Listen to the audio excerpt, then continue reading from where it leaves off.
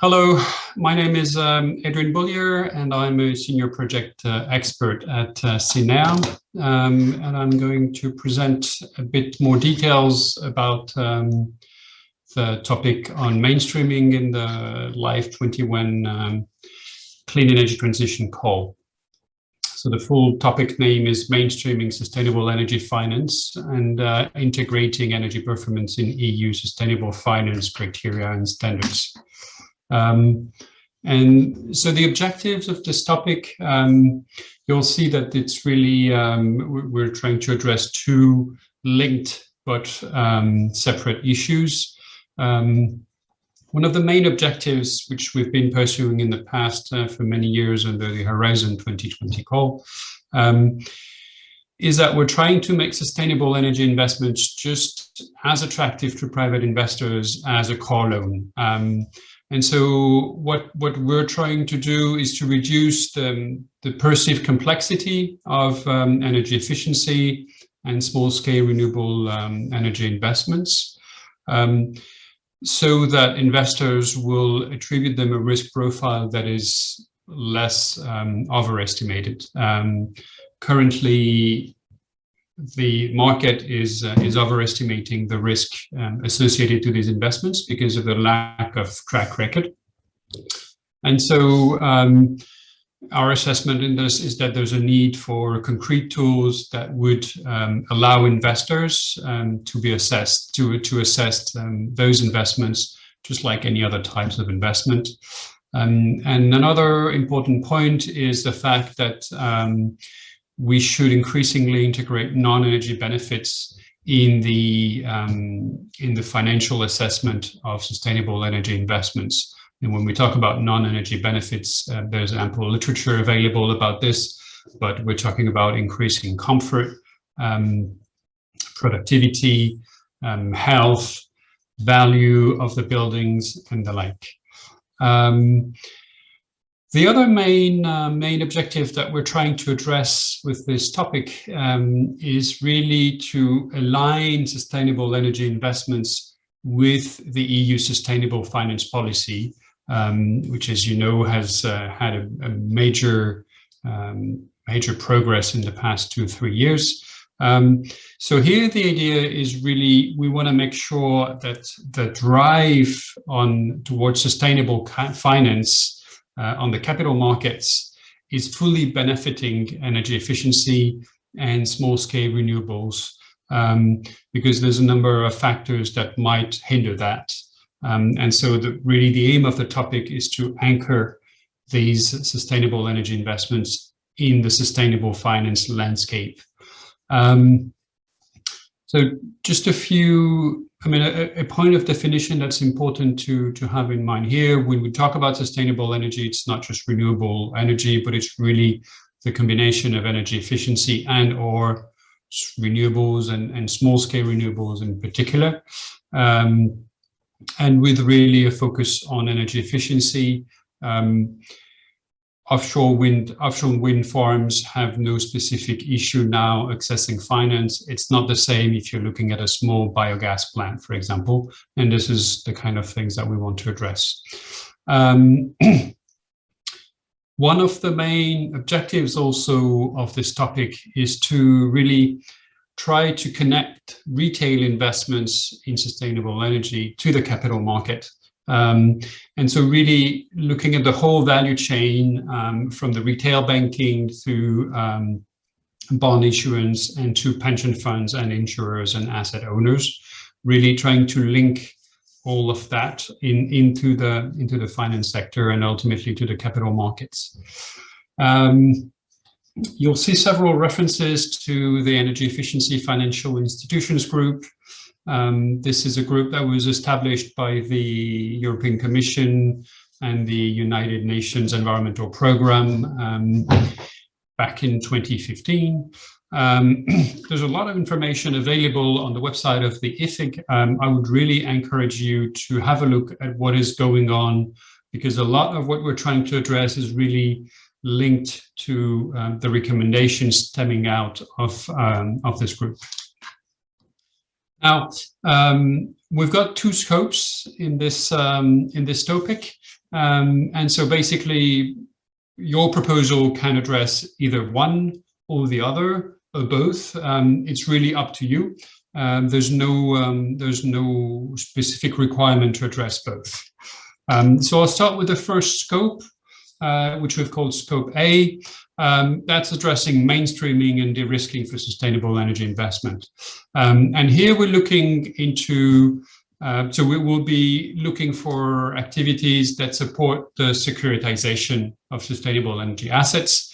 I explained that just a moment ago, really looking in all different types of sectors, types of assets also, whether they are property, whether they are energy efficiency services, receivables.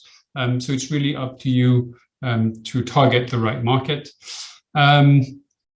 We're also looking for proposals that will support the integration of long-termism and basically how we can integrate sustainability risks into the decision-making tools of private investors. So, I mean, for example, the internal risk models, but it could also be rating agencies. This is really up to you to find which are the right ways to address the market. An important aspect that we'd like to tackle also with this topic is basically exploring the impact of energy efficiency, in particular on financial regulations, when you're looking at the prudential framework, so capital ratio requirements, for example, for the banking sector, but also for the insurance sector. There's a lot of work already ongoing, but we think there's a need to basically deepen that work, produce more studies that would allow a discussion between market actors and the supervisory authorities. We're also looking for proposals that would lead to basically harmonization of, aggregation and de-risking private investments. Basically, here, when we talk about mainstreaming, is really the idea of making these investments just plain vanilla as the market wants them to be. There are different approaches already being developed here and there. We think that further harmonization would really help. And another point is also how to incorporate energy-related preferences when it comes to consumers. So when we're talking to access to financial markets, retail investors, how can we better ensure that their wishes include sustainable energy and not just sustainable development in general? And then there's also a lot of things that could be developed around digital solutions and data that would include basically developing algorithms, for example, to facilitate energy performance-based financing schemes. That is increasingly developed in the US, for example. But so we think there's room for proposals that would tackle this aspect. Data is clearly an important feature of this topic. So for the activities that focus on data, that could be, data collected through energy performance certificates, data collected through smart meters, data collected through energy audits, you name it, basically. And it's up to you to find which type of data you want to address. In general, we'd like to ensure as much as possible that they are connected with the DEEP platform that was set up by the IFIG. The DEEP platform basically collects large-scale data, and it's an ongoing work for several years now to collect large-scale data on the performance of energy efficiency investments in buildings and industry mainly. And so whatever you come up with, We've got, ideas that, activities could include, the collection of high quality data, with the idea that data is missing for investors' risk models. And so refining data would allow them to better evaluate investments in energy efficiency. Quality of data is a major issue when we're talking about, especially energy efficiency. It's a major issue. So interoperability of data, which could come through standardization of measurements of measurement units, is definitely something that you might want to address. And then data collection and reporting for project developers is also an aspect. We're not just talking about here the financial sector investors in a bubble, but it's also in relation with project developers who are the ones issuing the data ultimately. And data governance framework could also be addressed. Scope B is looking into alignment with the sustainable finance framework, or achievement of this framework in the fields of sustainable energy investments. And here what proposals could address is, for example, the development and support to implement labeling and certification schemes.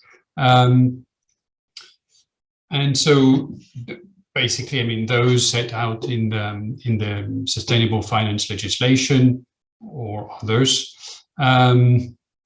It's also helping private investors or companies to comply or overachieve on the sustainable finance requirements. So that could be supporting project developers to respond to private investors' needs and practices.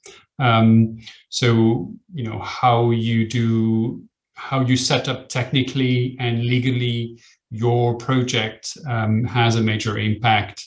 And then here we're talking again about standardization. It could also be about, when we're looking at the market for sustainability assessment tools, basically, making sure that sustainable energy related metrics are really integrated into that market, which is flourishing and which has many different standards. So how to make sure that sustainable energy is integrated equally among all market standards, and maybe going towards convergence is something that could be addressed. And then again, regulatory bodies, supervisory authorities are very active in the field of sustainable energy or sustainable finance. So basically, supporting their work by bringing in specific expertise on sustainable energy into sustainable finance is something that proposals could address. Last point here. Basically supporting investors better analyze the sustainable energy investment aspects in their portfolios. And basically the idea here is to increase transparency. This was for Scope B. Now, really important things that your proposals should keep in mind if you're going to prepare something. For both scopes, we want proposals that really involve private finance stakeholders. That's really, I mean, this is the key target of the topic. They need to be involved. They can be involved at proposal stage with letters of support, but they should also be involved, and you should demonstrate in your proposal how you will involve them throughout the project. So focus on institutional investors, but also focus on the private banking sector.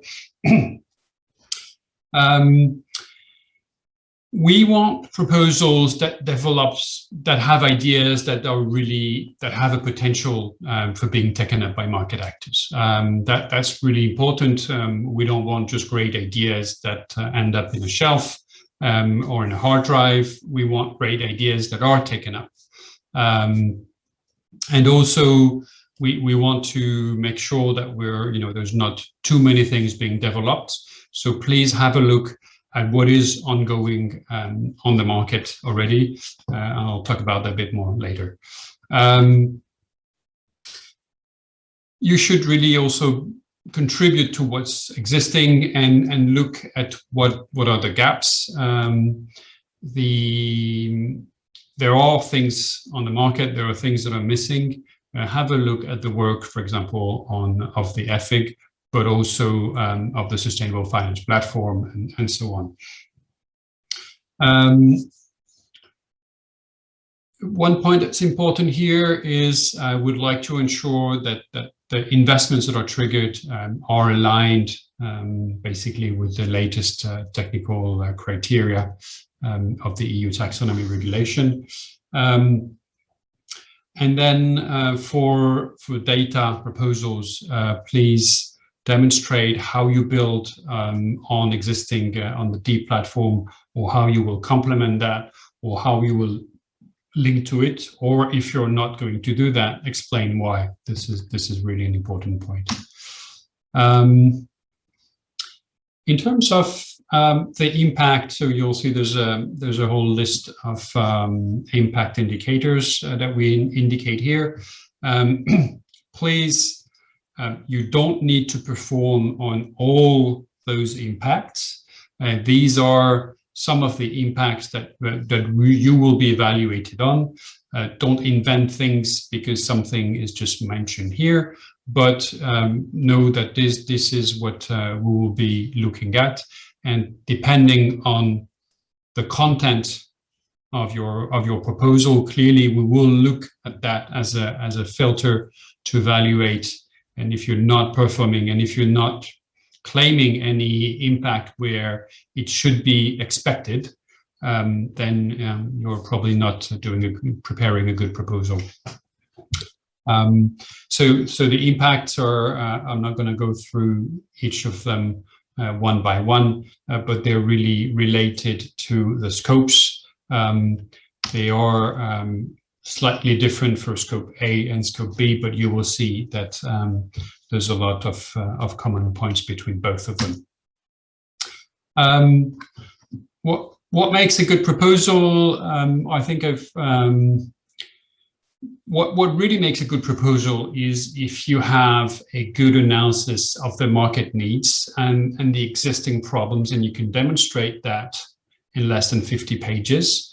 So in a clear and concise manner, you show that you have understood the market needs, and you show that what you're proposing, so the concept you're proposing, is clear, it's concrete, it's mature enough. Of course, in an application form, you can't put all the details of everything you're going to do, and we can't ask you to do that, but still you need to have already a good idea of what you want to develop. And so clearly, if that is relevant, if external evaluators judge that this is relevant, this is really a good starting point. If you miss that, your budget might be perfect. Really, what matters here is will be the concept and the relevance. And the other point that's really important is we want market impact.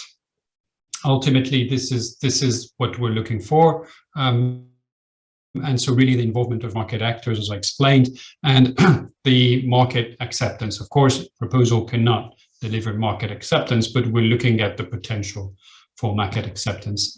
And so this is really the things to keep in mind if you want to have a good proposal. Project examples. Before I go into them, I'd like to say these are just examples of projects we have been funding in the past. That doesn't mean they are the alpha and the omega of what you're working on. There's a lot of things that happen outside of EU-funded project. And so we don't want just to get this list of projects and an application saying we will build on this and this and that. You might pick 3, or you might pick 1, or you might pick some that are completely out of this list. as long as they are relevant and you explain why they are relevant and how you will build on them, this is really what matters.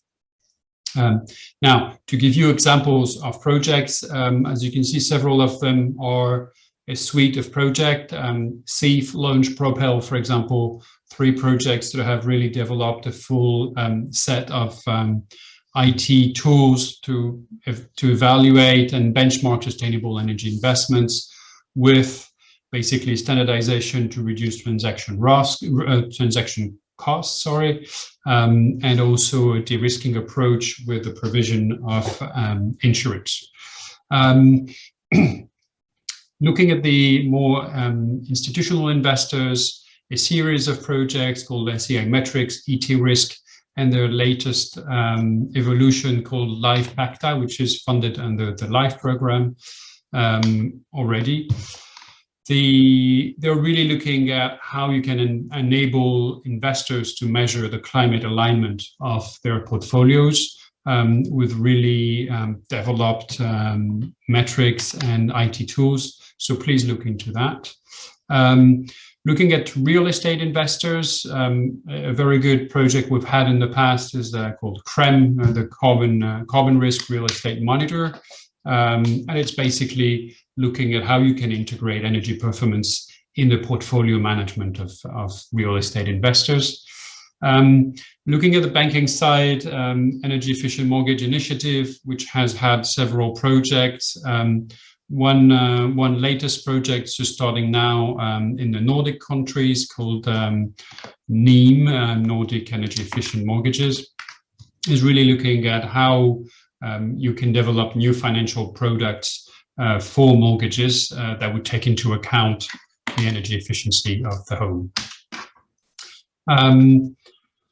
We have a set of projects that are developing risk assessment tools.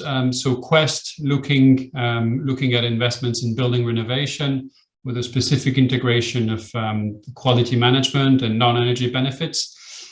AAA is looking rather at the early stage identification, quick due diligence for bankable projects in energy efficiency. Invest is a framework for, again, technical and financial risk valuation, but then looking at commercial buildings. Refine is looking into setting up a forfeiting scheme, basically, so refinancing receivables from energy performance contract or energy efficiency services. They're working across 10 countries. This is really something that you might want to look at for the specific ESCO sector. And then Level EI is a project that is currently looking at how to develop green financial products that would address specifically energy efficiency and renewables, and also checking the compliance of existing green products, which is a very interesting activity. So this is a bit of an overview of the stuff that we've been funding in the past. It doesn't mean that your project should do the same. But if you want to see what a good project looks like, you can have a look at what these projects are doing. I think I'll stop here. Please have a look also at the FAQs that we'll be publishing on the topic page. And if there are any updates later on, you will get them as soon as you're registered to prepare a proposal. I'm going to stop here, and I would like to thank you in advance for your attention and for preparing excellent proposals, which we will be very happy to evaluate and hopefully to fund in the future. Thanks a lot. Goodbye.